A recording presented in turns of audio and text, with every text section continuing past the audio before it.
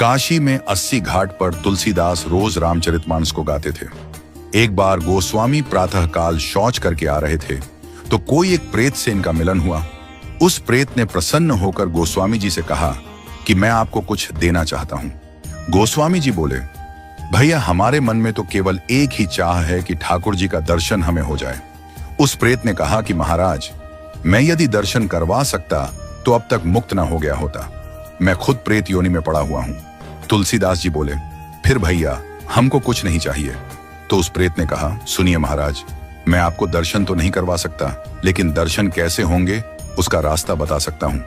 तुलसीदास जी बोले कि बताइए। प्रेत बोला, आप जहां कथा कहते हैं बहुत सारे भक्त सुनने आते हैं।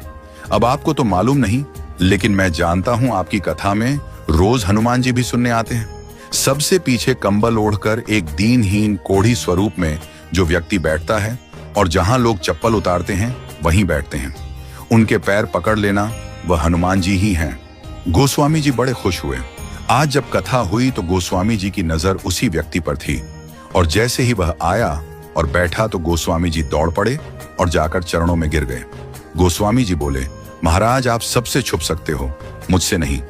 अब आपके चरण तब तक नहीं छोड़ूंगा जब तक राम से नहीं मिलवाओगे। ये कहा तो हनुमान जी दिव्य स्वरूप में प्रकट हो गए। तुलसीदास जी बोले, कृपा करके राम से मिलवा दो, अब और कोई अभिलाषा नहीं है। हनुमान जी बोले कि आपको राम जी जरूर मिलेंगे, लेकिन आपको चित्रकूट चलना होगा। गोस्वामी जी चित्रकूट गए, मंदाकिनी में स्नान किया, कामदगिरी की परिक्रमा की, खोज रहे हैं कि प्रभु कहां मिलेंगे। सामने से दो राजकुमार घोड़े पर आए, एक गौर वर्ण और एक श्याम वर्ण।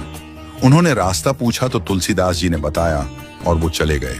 फिर हनुमान जी प्रकट हुए और बोले, अभी जो राजकुमार घोड़े पर थे वही तो राम और लक्ष्मण थे। आपसे ही तो रास्ता पूछा और आपने नहीं पहचाना। ये चूक हम सब करते हैं। न जाने कितनी बार भगवान सामने आए हों और हम पहचान नहीं पाए हों। सबका आदर करो, क्योंकि न जाने किस रूप में नारायण मिल जाएं। गोस्वामी जी बोले, हनुमान जी आज बहुत बड़ी गलती हो गई, कृपा करवाइए फिर मिलन हो। हनुमान जी बोले, धैर्य रखो, फिर मिलेंगे। गोस्वामी जी मंदाकिनी के तट पर स्नान कर चंदन घिसते हुए श्री राम जय जय राम गा रहे थे। ठाकुर जी बालक रूप में आए और बोले, बाबा चंदन बहुत प्यारा घिसा है, थोड़ा मुझे लगा दो। गोस्वामी जी ने दिया। हनुमान जी तोता बनकर आए और घोषणा कर दी कि चित्रकूट के घाट पर भाई संतों की भीड़, तुलसीदास चंदन घिसे, तिलक देत रघुवीर।